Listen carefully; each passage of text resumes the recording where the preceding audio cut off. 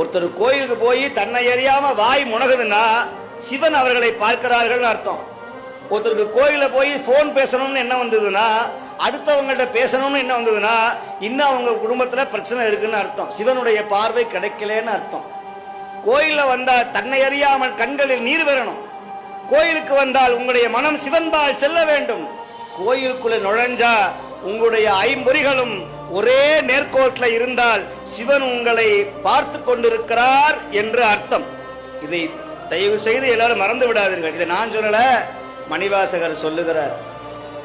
நம்முடைய பெருவான் கயல் மாண்ட கன்னி பங்கலினை கலந்து ஆண்டலுமே அயல் மாண்டு அருவினை சுற்றமும் ஆண்டு அவனியில் மேல் மயல் மாண்டு மற்றுள்ள வாசகமும் ஆண்டு என்னுடைய செயல் மாண்டவா பாடி தெல்லேனம் கொட்டாமோ என்று சொல்லுகிறார்.